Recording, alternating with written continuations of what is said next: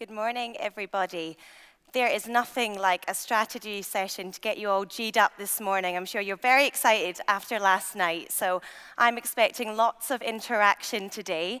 The Slido app is working for questions this morning, but I would much prefer to hear from who's in the audience this morning, especially for the Deputy First Minister. She's shown an interest in potentially visiting some of your businesses, so when you ask a question, say where you're coming from and introduce yourself, please.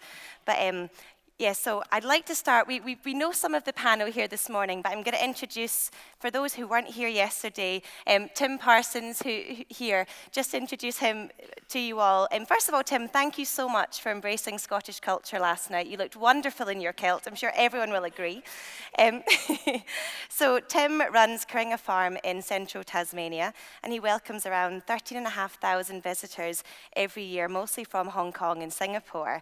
And we heard during his presentation yesterday the varieties of activities that they offer on the farm. Everything from accommodation to barbecue meals to farm tours, sheep sharing experiences, weddings and functions. And I'm sure we look forward to hearing more about some of the strategy and plannings that is happening in Tasmania. So we have Jane Taylor, who's at the end next to Tim. So she's new to our panel today, and she's from Angus Council. Jane is an Economic Development Officer at Angus, and she's looking after sectors including tourism. And she also sits on Scotland's National Agritourism Board, representing local authorities. And it's been in the last month that she's increasingly expanded her remit across the wider tourism sector. And I'm looking forward to hearing more of your journey into that, Jane, this morning. And in the middle there, on the other side of Tim, we're welcoming Vicki Millar onto the panel. And Vicki is a well-known face to many of you, I'm sure, and she's been very involved with agritourism over the last few years. She's a strategic marketing professional with over 22 years' experience in the tourism industry. She became Director of Marketing Digital in 2019, and like I say, she's been working with Caroline and the team for many years, and she's really passionate about this sector. And I'm going to crack on with questions because I know there's absolutely loads. I've been speaking to people throughout the last couple of days, so we know the rest of our panel this morning. So can I open it to the floor? Is there anybody who would like to kick off for a question for any of our panel? Yes. If you want to introduce yourself and wait for a microphone, if that's okay. Do we have a microphone coming to you? Yes, brilliant. Thank you.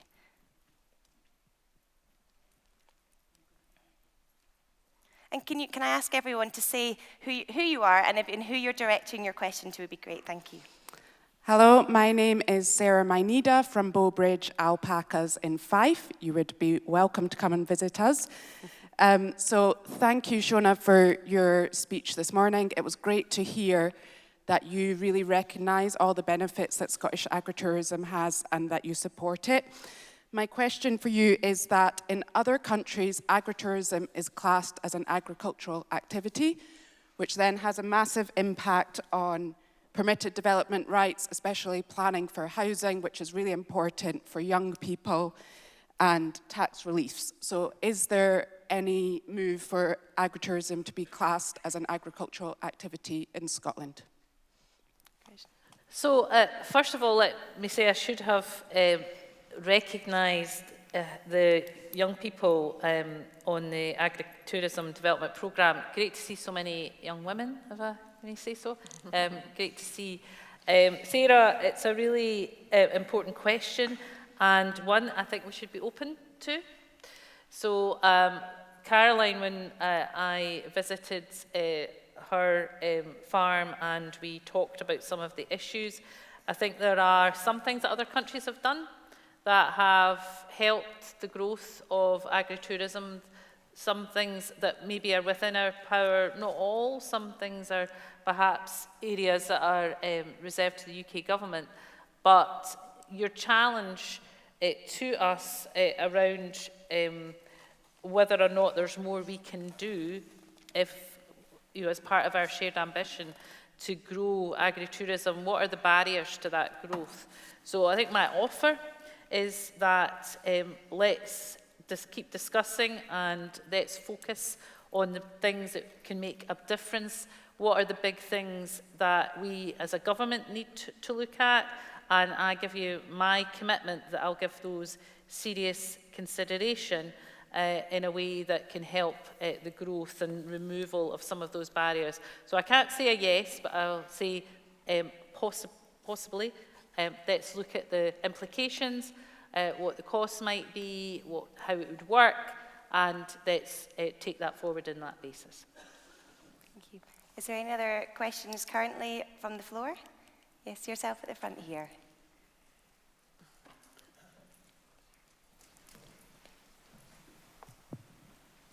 Hello, my name is Christine Marshall. I'm working within our family business, Marshall's Farm Shop up at Aberdeenshire. So we've got a farm shop, butchery, restaurant, drive-through and gift shop at the side of the A96, employing 70 members of staff with some expansion plans for 2024. But holding us up massively is grid capacity and the installation of solar panels. Every weekend, without fail, we're at our highest footfall at lunchtime, serving 800 meals on a Sunday, for example, and the power's tripping within the whole place. So we're absolutely at capacity. We all see over the news, it was spoken about yesterday, about this constantly achieving net zero targets, etc., sustainability, solar energy, and such like, but we've hit this brick wall with regards to process. We paid a £10,000, which is a substantial amount of money, back in April, was told we would hear within 3 months, and we've heard nothing since. Our electric bills have tripled from £9,000 to £27,000 a month, which is absolutely crippling our business. It is holding our business from expanding further, with the 2 future diversification projects in for planning as we speak. We currently have 40 kilowatts, but have applied for a further 150, and we will be putting on the box that would stop it from exporting back to the grid, which I believe is partially a problem. And we can use it all by ourselves. So really looking for answers as to why that's been held up so long. Who did you pay the 10,000? I think it's to the grid. So we've gone through the solar and gone to the grid. But there just seems to be this slow process of, you guys are promoting it and pushing it in government, on the TV yesterday. The Northeast especially was spoken about coming away from oil and gas and solar and everything. But we're not getting to do the sustainability and the net zero because of that hold up. Yeah, so there are some major issues with the grid that we have raised with the UK government on a number of occasions. I don't know whether there will be anything in the autumn statement today, but the grid is a major, major issue for your business and many, many thousands of other businesses. What we can do is perhaps get some details from you at the end. We get one of the officials or somebody from my office. I think Robbie is here.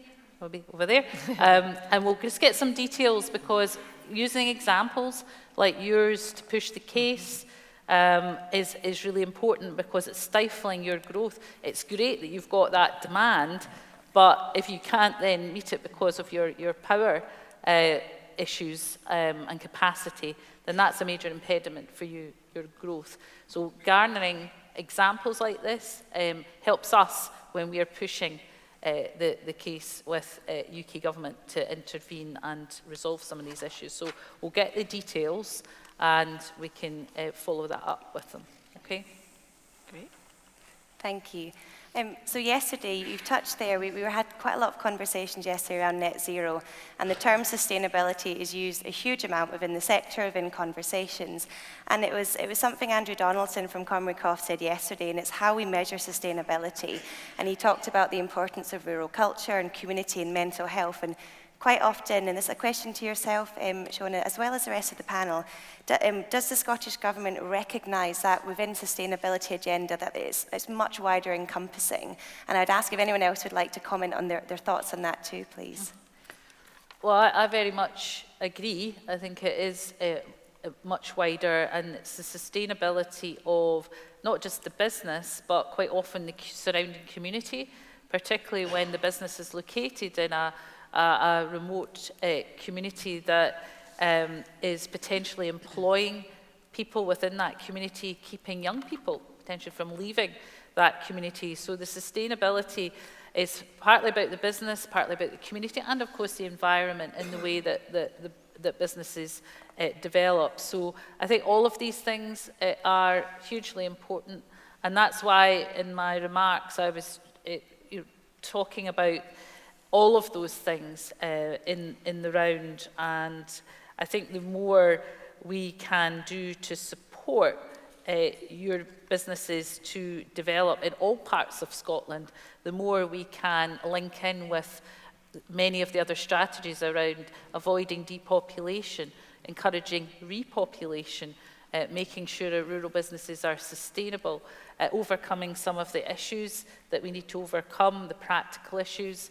We've talked about one in terms of the grid, but I know there are others in terms of connection to broadband, for example. So all of these parts of government are important. And just one thing on that, I'm taking forward across government with Mary Goujon, the Cabinet Secretary for Rural Affairs, who I mentioned earlier on, the Rural Delivery Plan, which is, we've got an ambition to pull it together and publish by the end of this Parliament, so within the next 3 years. And it's taking a look across the whole of government and interrogating whether every part of government is delivering for the needs of rural Scotland. So whether it's on rural business, whether it's on depopulation, whether it's on housing, because we know those interlinks between making sure there is adequate housing to retain young people, living and working in rural areas. These things are all interconnected. So my role, taking that view across government, is to challenge the various parts of government on whether or not they're delivering for the needs of your communities and your businesses and your families. Would anyone else on the panel like to sort of pick up on anything there? I think, Vicki. yeah, I mean, I would completely agree. The definition is broader, and I think you probably would have heard from Rona yesterday with Scotland and the National Tourism Strategy, and she was talking about responsible tourism is absolutely at the heart of that, and responsible tourism has those 4 different pillars. So it's about economic sustainability, cultural and social, environmental and community, absolutely at the heart of all of that. And I think when we're talking about telling Scotland's story as a sustainable tourism destination, we've got to cover all of those aspects. You talk about the rich natural cultural heritage, the importance of community and the importance of immersing and enjoying those community experiences, which we know visitors are looking for. So I think we've got a really good story, and I think we've got to make sure that we're talking about it in the round and across those 4 pillars. Thank you. Caroline, did you want to add something? Yeah, I was just going to say that just, to recognise there is a significant value to Scotland from Scotland's farming heritage and culture, and that sustainability of the farm and family business to make sure that we have a thriving agricultural sector in Scotland, but it comes with the guardianship and that kind of history and culture that there is an economic value and a social value to that. And I think that's where agritourism can play a key role, because we can bring people onto farms, but also there's so many farmers doing some great things in terms of trying to get to net zero, biodiversity, things like that. That becomes part of our story that we can tell people when they come to visit our farms, and we can then inspire other farmers to follow that route. And I'll just ask just now, oh, sorry, Tim, yes, of course. Can I just make a little comment on that the strategies are big, wordy documents, and that they're designed to tick off all the things. And the 2 questions about are we farming or are we a tourism business, and what do the rules say about that, and the question about applying and having the delay. And to bring that right down, that what Caroline just said is we as farmers, we have some responsibilities to look after our land and our animals, and we have to abide by the rules. But in this whole new world of and I don't understand the new buzzword called regenerative, and whilst we still don't fully understand sustainable, but in our hearts it's what we want to do. And so the rules are like this, but when you're applying for something, and if you keep in your mind that our journey is we're a farm, and we're a struggling farm with cash flow problems, and we were mining our dirt, we were doing things that were beyond that sustainable, regenerative, good business program. But by having that number of customers coming to our farm as a totally brand new enterprise, enabled us to reduce our stocking rate, reduce our sheep numbers, reduce our fertiliser use, reduce our chemical use. And so the sheep are happier, the land's happy, the environment's happier. And therefore, all those targets that the strategy wants you to tick off, that you're actually achieving them by default. Now you can abuse that and keep overstocking your farm and have too many customers and that system breaks down. But the reason for diversifying can help you reach so many of those targets that are in the strategy about carbon and recycling and lesser inputs and things. So in that short bit, with that in mind, enables you to then approach the strategy with that simple approach. Thank you, Tim. Is there any other questions from the room? At the front here, the gentleman here.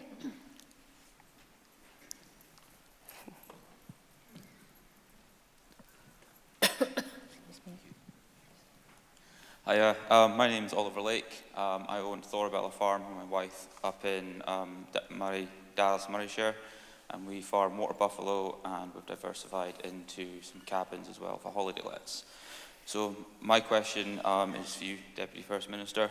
So it's around the new agricultural bill and sort of capital grants, and if there's going to be something available again, and not just capital grants, but also capital grants for under 40s to try and help for succession within family businesses as well. Yeah, I think that's a good challenge. So the agriculture bill being taken forward by Marie Goujon is really to create a framework for looking at the structure of support and payments, which is quite old now, so about 40 years. And to look at how we, going forward, make sure we are providing the support for the modern sector and the way that it works now and the ambitions that it has. Your challenge around capital grants, I think, is a good one, and that's something we can look at as part of the framework going forward. I think we need to be clear about our objectives. So we talked earlier on about, it's about sustainable businesses, but also about net zero. It's also about repopulation. It's about all of these things and the economic benefit of the business to the economy locally and nationally. So again, as I said earlier on, I think your challenge is a good one. What are the needs? What makes the big difference? We can't fund everything. So when we're making these decisions, I think we have to be really clear about what will have the most impact in being able to not just sustain businesses, but to help them grow and to diversify, to employ more people, to have that longevity and to be contributing to the Scottish economy. So the folk over there who are taking notes will be gathering all of these. And what I'll do is I'll feed back to Marie Goujon, who's the lead minister on the bill, that has been a clear ask emanating from the conference today. Jane, can I bring you in there as well, just on the funding question? First of all, to tell us a little bit about, obviously, your remit for agritourism has just really come into your portfolio in the last year. And we know that it's a tricky conversation with financial conversations with councils. But can you share what kind of support is available to agritourism business from their local authorities?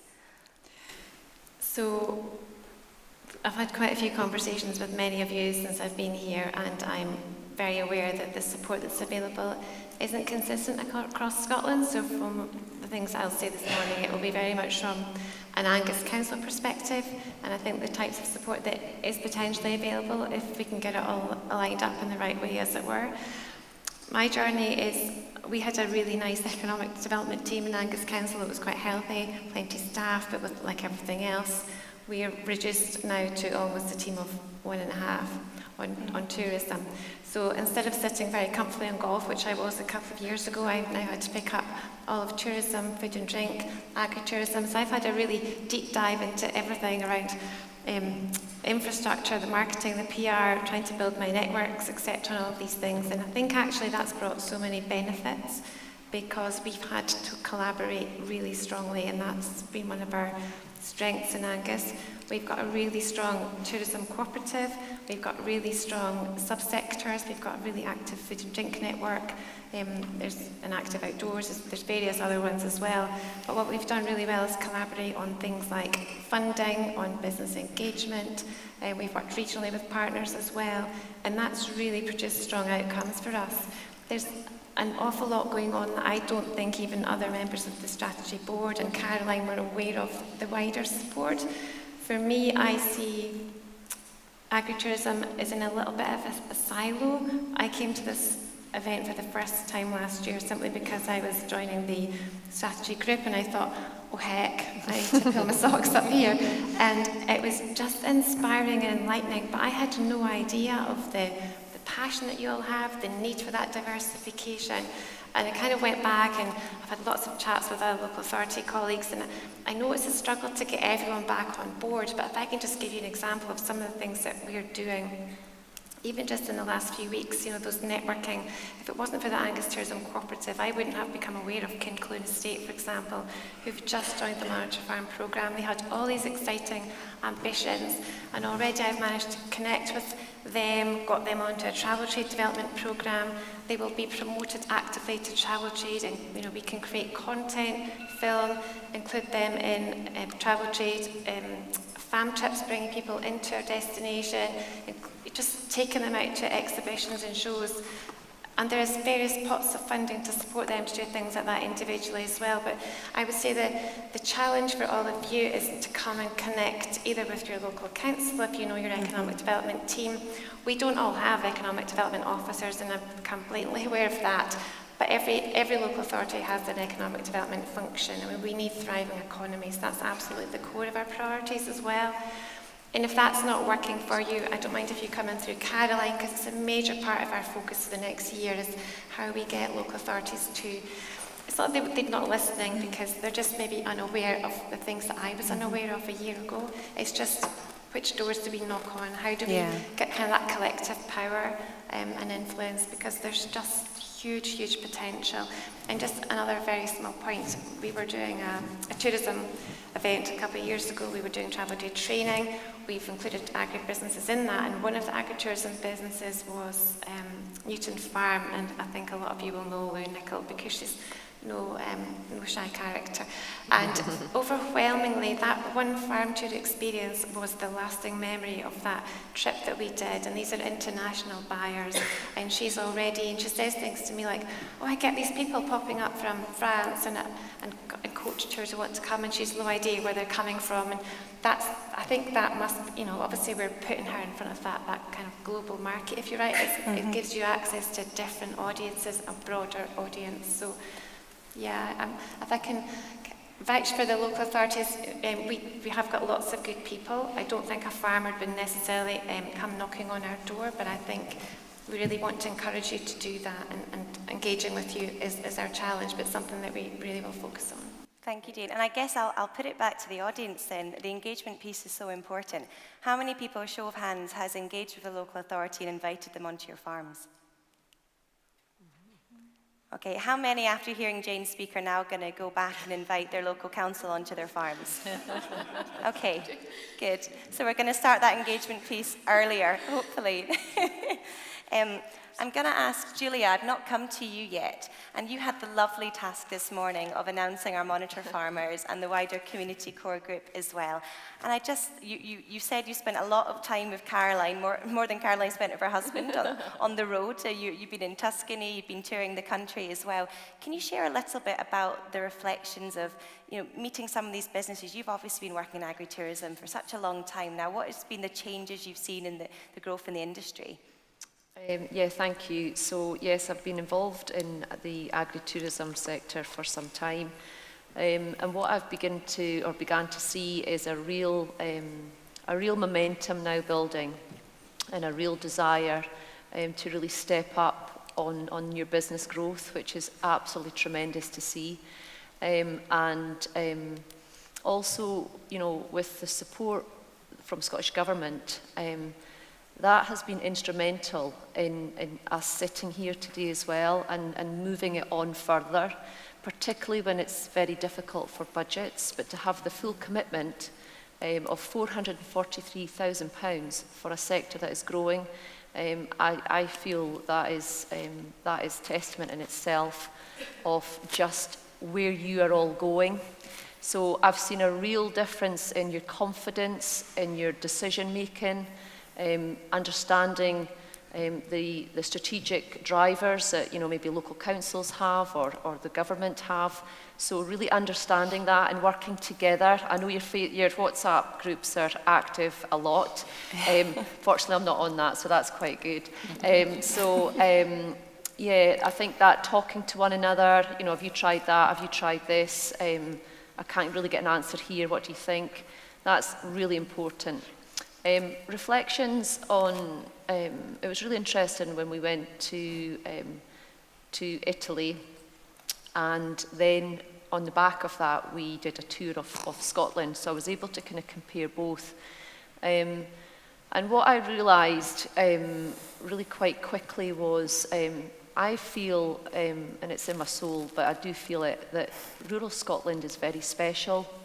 And I think our culture, how welcoming we are, I think our heritage, all of that mix, I think we have got something that is really unique, and I think we should be very proud of. I think we should stop apologising for the weather, because actually people do not bother about the weather.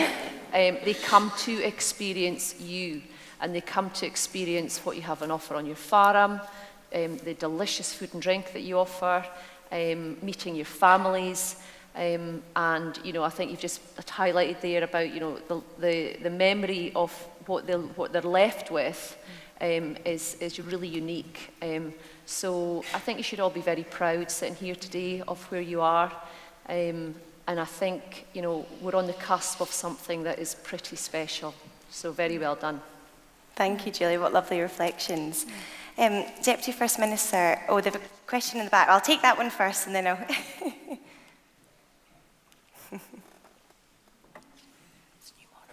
Hi, David McMeekin, Arnesby Farm. It's more really a comment than a question, but I think when we had the Deputy First Minister here, we had to take the chance. Firstly, I think I speak on behalf of the conference when I say thanks for the pledge and funding which has made this programme possible. We realise in times of austerity, for you to then commit to this programme shows, your commitment to Scottish agritourism, which we do appreciate. I would like to say I do think there's some work going forward, and I think there's plenty of devolved things that we can look at, the Scottish Government can look at in terms of local taxes, bureaucracy. We've talked about planning. It was brought up over here about future ag bills. We need decision on where the ag bill's going in Scotland so that we can make decisions in our agricultural businesses as well as our agritourism businesses. So just really, I suppose that kind of sums it up. I wanted to say, thanks, and I don't know, certainly from me, but there's still some work to do. Small to medium-sized businesses really are the backbone of the Scottish rural economy, and we sit here as a conference representing them, so we're just looking for that support going forward. Thank you. I think that message is heard loud and clear. I mean, you're right. I mean, we are in really tough times, and the budget is going to be one of the toughest I think we've ever seen under devolution. But that needs to make us work smarter and more imaginative about what we do with the resources we do have. And we've heard some great examples of partnership working, collaborative working, focusing on what really matters, what makes a difference. And some of the areas you've talked about some of them are financial, but some of them are actually more about how business is done and barriers and the removal of barriers, and how we make it easier for businesses to establish themselves, to grow, and I think those are very much the messages I'm taking away from today's conference. And you have my support in trying to help to cut through some of that. Sometimes we talk about bureaucracy, and sometimes systems are there for good reason to make sure that things are done in a proper way. But I think without a doubt we need to think about how we look at removing some of those hurdles and making it easier for people to navigate around the systems that are there in order to develop their businesses. So there's a few takeaways from today, and what you've just said is certainly one of them. So thanks for that. And I would only add to that as well. I mean, some of the reflections that were raised yesterday is around some of the policies that have been coming in, which a lot of people feel are disadvantaging disproportionately rural Scotland. And a lot of people do think it sits at odds with the Monitor Farm programme announcement, which on the one hand is really trying to boost and drive growth within the sector, yet on the other hand there are policies that are causing real challenges and barriers too. Is that something the Scottish Government would review and to really take on board as well to minimise some of these issues?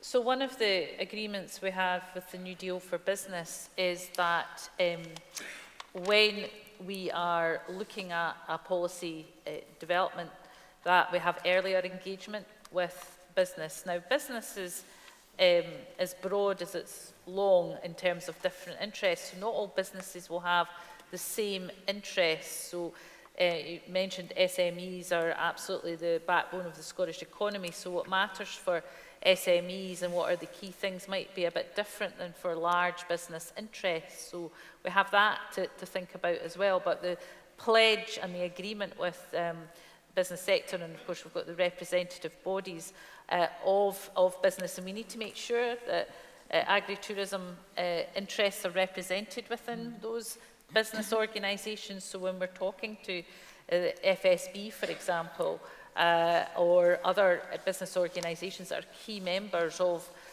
those New Deal for Business networks, that we need to make sure your voice is heard within that.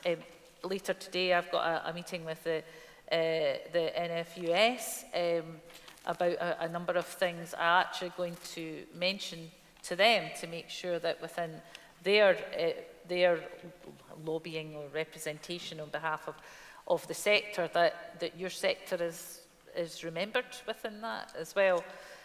So that early engagement, and the reason for early engagement is what are the potential unintended consequences that we might not have really thought about for a policy that on the surface of it seems absolutely sensible, but having that early engagement can throw up actually some nuances, some unintended consequences that might emerge that we can then understand a bit better, and potentially influences the way we would take forward that policy. So that was one of the key pledges, and I think that will make quite a difference.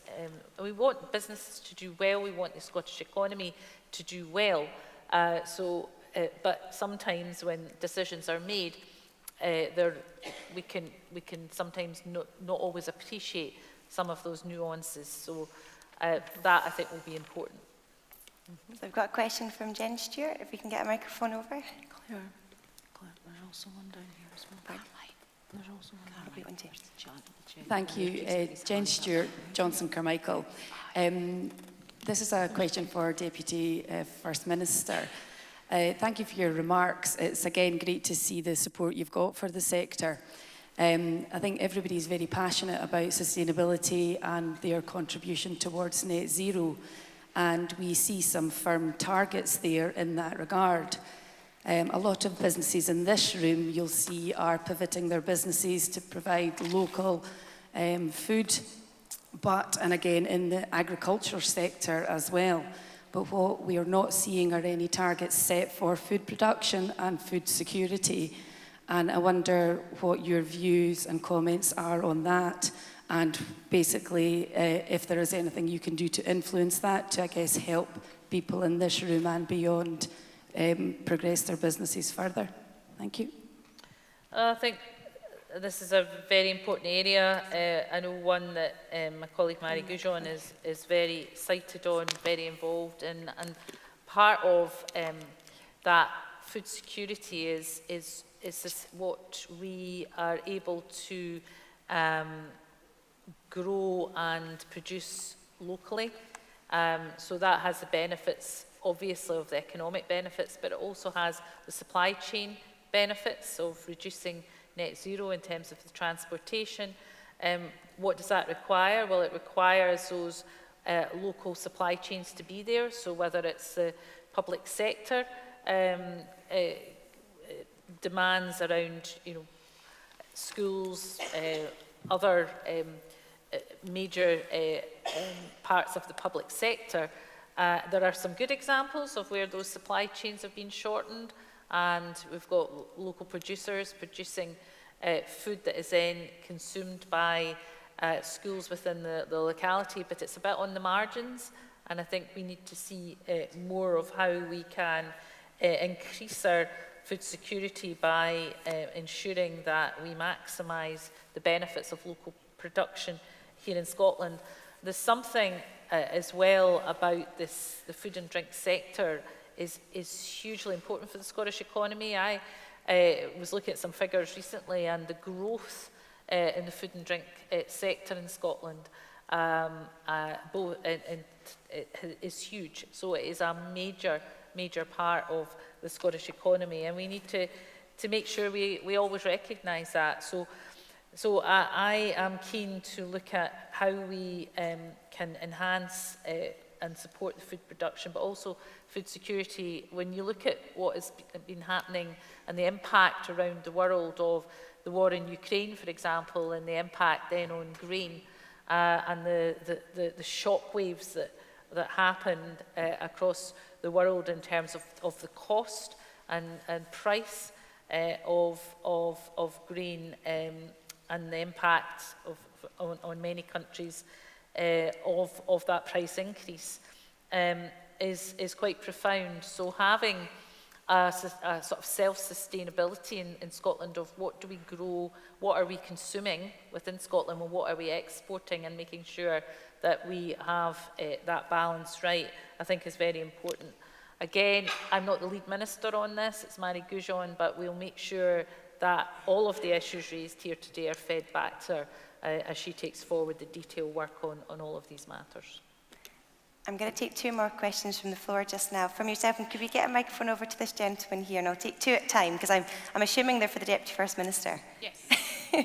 Right, so we'll take two. If you want to go, thanks. Good morning. I'm Tess Sands from Oakfield Farm in Perthshire. And it's just in regards to a statement from the Chief Planner yesterday. She advised that we make contact with the Planning Department early in the process. However, I'm in the middle of an application, and I know, speaking to others in similar situations, and it's really tough to even get a planning officer on the phone, never mind to actually visit your farm. So it was just any advice or comments on that would be welcome. Thank you. Oh, sorry, can I take another question too? We'll come back to that one. Thank you. Thank you. I'm Simon Ovenden from Scottish Land and Estates with a focus on tourism and access. My inbox still remains quite full, and increasingly so, to do with visitor levy and also short-term lets, even though the legislation is in force. So my question is in two parts and directed at the Deputy First Minister, although other comments are welcome. Within the current bill, which is at stage 1, and we are aware that there is consultation still going on, there are 11 pages covering how that charge might be structured. However, there are 16 pages covering enforcement, penalties, powers, which are not even available to Police Scotland. So that's of deep concern that the local authorities could be charged with powers which exceed that. Does this mean that the Scottish Government are openly anticipating a further challenging relationship between local authorities and accommodation providers, given those facts? And the second part of the question is, it relates really to how the money from the visitor levy will be used.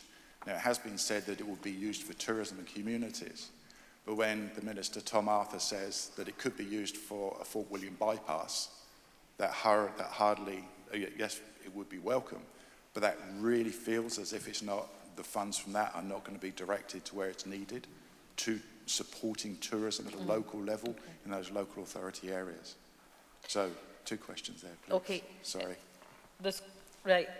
There's quite a lot in that. So again, I think what we'll do is we just get your details, and I'll come back to you in some of the detail, but just let me give a couple of high-level responses. So the ambition around the visitor levy and investing that into tourism, and there's nothing odd about the visitor levy. I mean, when I go abroad, and you end up paying your levy in many countries. It's quite a kind of normal thing. The question is, what do we do with the money? And you're quite right to challenge us.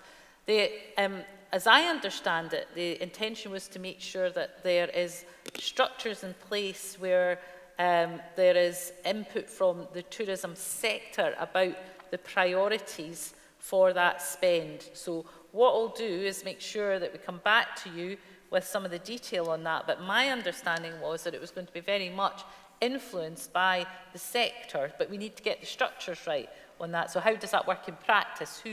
Who you can't get everybody around the table, so who is it that would represent those interests? So we'll come back to you on the detail of that. In terms of, and I heard a bit, I was struggling to hear some of the detail about the accommodation providers and short-term lets. I think what I would say is that we have been really clear with 32 local authorities that they should keep the regulation and the bureaucracy to a minimum around this. Now, there may be 32 variations of that, where some have, and they've kept the requirements very basic. Other local authorities might have gone further than that. Now, part of the review, which we've committed to, is to look at all of that, to make sure that where there's overburdensome interpretation of the guidance, that we can address that. And I know that officials working in this policy area have been engaging a lot with local authorities to say, well, do you really need to do that, or do you really need to do that? It's not required in the legislation. So we'll come back to you on some of the detail, because you asked a lot of questions around that. Tess asked about planning. So look, let me acknowledge that I think there's a bit of stress in the system, in the planning system at the moment. One of the issues is just capacity, that there's an issue with the workforce, the planning workforce, and so more asking more of them, more to do, and asking them to turn these issues around more quickly. NPF4, a lot of changes, but actually the workforce is quite stretched. So we are having a look at, well, what's the role of government in that? So clearly local authorities are trying to do their best with the planning capacity that they have.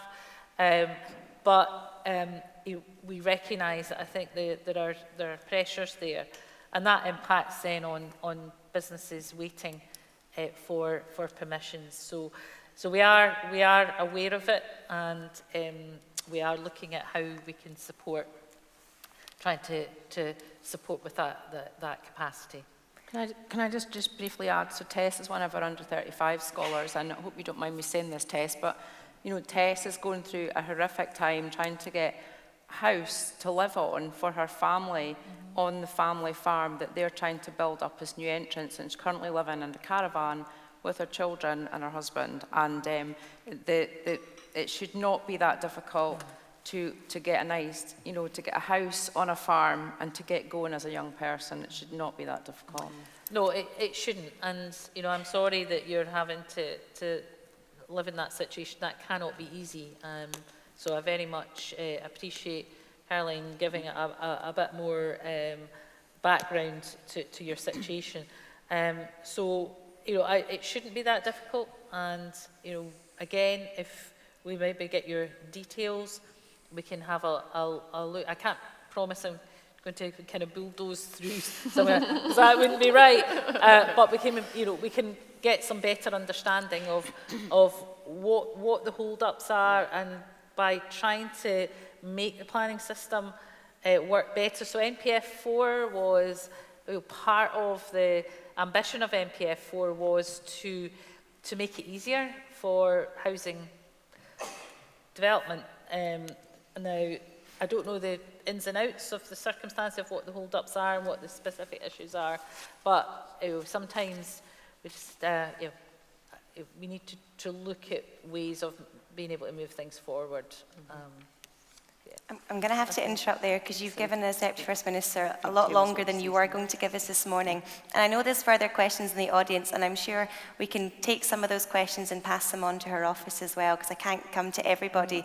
But can we just show our appreciation? I'm going to keep the rest of the panel on the stage, but if we can show appreciation for the Deputy First Minister as she leaves. Okay, thank you. Thank you. Thanks very much.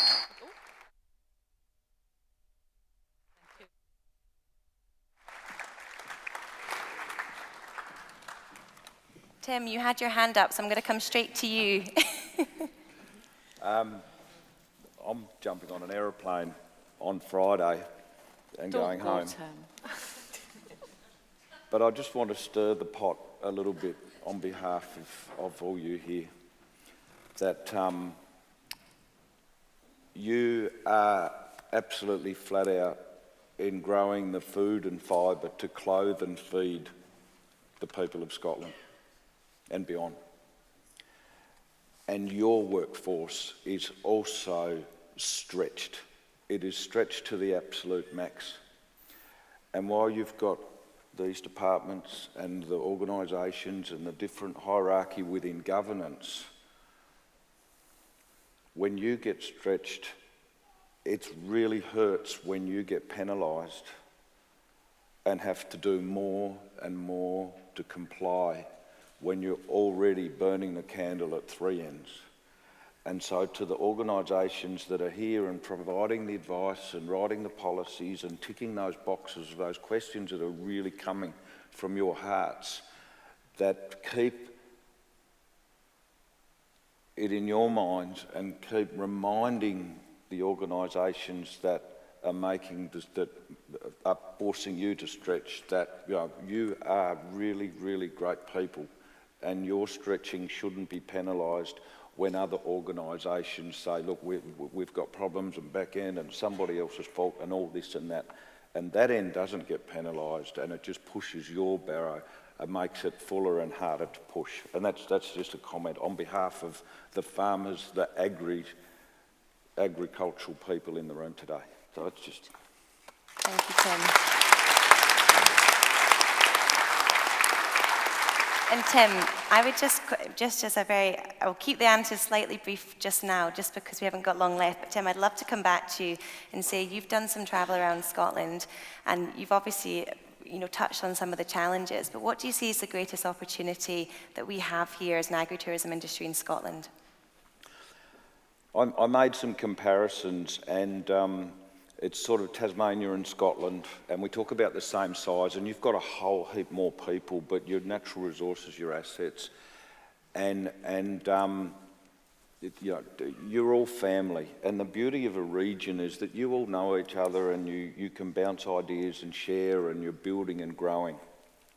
And Tasmania is, with a much smaller tourism group, we're the same, that we all know each other, and it makes Tasmania a special place. So a referral is so much easier taken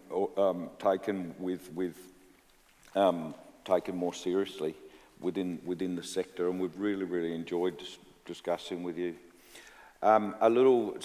Areas that we've just found a little bit complicated, that the map and your membership and the Go Rural platform, but so many times we hit that button and there's a 2 or 3 night minimum requirement.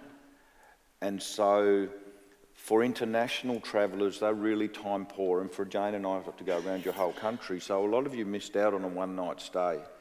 And sometimes that 2 nights is we don't want to clean it every day, and we want the day off, and we want to maximise the tourist dollar. But if you're in the business of tourism, you need to sort of work out how available you are and who and what audience, so who do you want to come and stay. we all want a 7-night booking and people to pay the full rate, but there's also a mobile audience travelling around. The booking platform is chunky about trying to, what night do you want and how many rooms, and then there's a bit of repetitive, and so ease of booking could be improved in some instances. And then right at the other end is the online booking systems like booking.com and those platforms, which we hate. They're horrible. And for you as business owners, they're really difficult to negotiate. But for us as a traveller, we're just going tap, tap, tap on booking.com. What we then do is we contact your businesses directly, so you get the full rate rather than paying the commission to the trade. But the trade, we haven't sort of seen or heard much. We haven't engaged with trade by the nature of what we've done. But the trade is also very important about that international connections and having those systems in place. And that's another quality section that, you know, if you're good enough for the trade to want to sell you, then you're good enough to take business all the time. That's just a couple of little things. Thank you, and I'm sure that's valuable feedback for everyone hearing as well. And Vicki, I'll come to you quickly as well, and just to share some insights from Visit Scotland in terms of where the consumer trends going, in terms of what are people demanding from their farm experience stays. Is there any opportunities that we can tap into here? Yeah, I mean, definitely, and just maybe picking up on what Tim was saying there about international specifically, because Scotland has outperformed the rest of the UK in terms of its recovery with international travellers. So, first 2 quarters of this year, we were 28% up on trips and about 57% on spend. So the international traveller opportunity is huge. And what we see with international travellers is what I would call global experience seekers. They are looking for authentic, immersive experiences. So they want farm stays, they want farm tours, they want food and drink experiences, and that whole community kind of really just immersing themselves in local community and hearing the stories of local communities, different culture around Scotland, the different stories that we have to tell.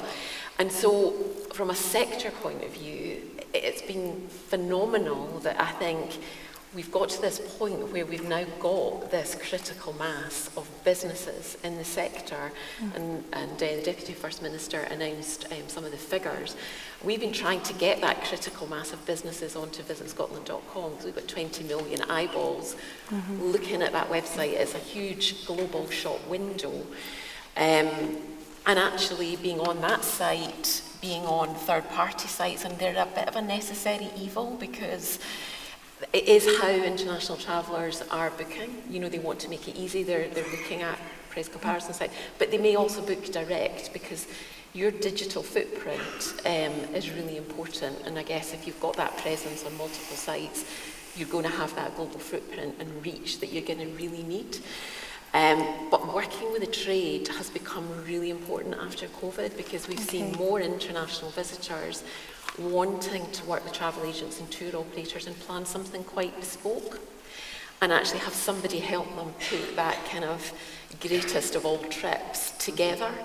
And therefore, if you're travel trade ready, you're going to benefit from other people selling your business, and guaranteeing yourself, I guess, some year-round business as well, because while we see you know, international visitors typically coming in the main season, we're actually seeing them interested in coming out with the season, because the demand for Scotland has been so strong, so they're prepared to come out with the season. And particularly our closer to home European visitors are going to do that. And so that, you know, those closer to home European markets are hugely important for that year-round offer. So I think, you know, the opportunity for this sector, I think, is huge, because it offers exactly what visitors are looking for. Thank you. And I'm aware that because there was lots of questions to the Deputy First Minister, we've probably not got around as many in the panel as we could have done, so I'm sure there'll be questions at the end, and I would encourage people to come and speak to the panel. But Caroline, I need to give you the final word on the panel, because you shared at dinner last night that it has been a challenge that the last 10, 12 years in getting people listening about agritourism. And I'd be interested to know, you know, reflecting on the conversation with the Deputy First Minister, how she engaged with everyone here today, How has that relationship changed in the last 10 years, both from a national policy decision-making level and at a local as well?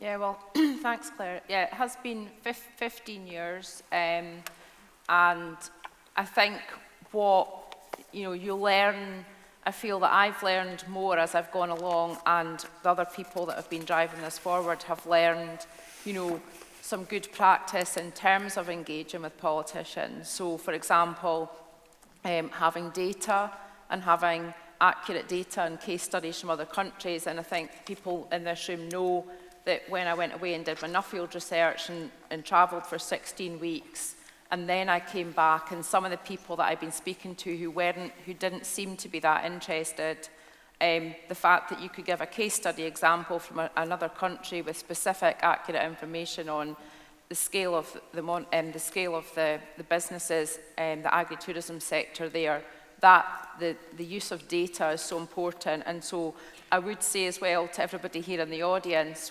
when we come to you and say, can you please tell us visitor numbers, your turnover, which might seem like, sharing, something terrible with us, but we need to have that data to be able to prove the scale and importance of our sector. So with the Monitor Farm programme, every participant will have to be registered, and it will be completely confidential. But we will have to track for this investment that the government's made what the benefit is to our sector, otherwise there'll be no future programmes. So I think in terms of that was a big thing for me, and if MD wants to apply for a Nuffield scholarship and is under 45 and can do it, Claire's also a current scholar, but that international outlook and the data are the two game changers. Then they were listening. Thank you, Caroline. And I am going to, as host, I'm allowed to do this. I'm going to come back to the panel very briefly, and I mean very briefly, but I need to pick up on what Julia said earlier, which I thought was so important around they've come to see you. That is why people are coming to your agritourism businesses, and you talked about the pride that we need to show and what we have to offer. So I'm going to start with Jane and just say, in a sentence, what would be your sort of take-home message to people here in terms of feeling positive and sort of seizing opportunities about the future in agritourism? I think the key thing for me to take away from this is the power of collaboration, and I would so many of the things that the First Minister touched on as well, we can do lots about a lot of those things as well. So it's that, whether it's engaging with the Rec Dev team to things like planning, we've been able to address issues like that by just raising awareness internally, engaging in the local development plans, engaging in the local economic development and strategies that are now talking. Well, we don't have agriculture on our local development plan, believe it or not, in Angus, but we're updating it and it will be on there. Agritourism will be in our new tourism strategies. That's just, engagement is key for me. Engagement is key. Even tighter, Tim. Look, respect the trade, learn the value of those commissions, learn about that. I've just mentioned to Vicki about the having a confident channel manager for your businesses. Try and drive that traffic direct, but by using a channel manager, you can select who comes in and out, who you work with in the trade. But respect the trade, and just good luck, and you're going fantastic already, and there's no way back from here. Thank you, Tim. And Vicki? Yeah.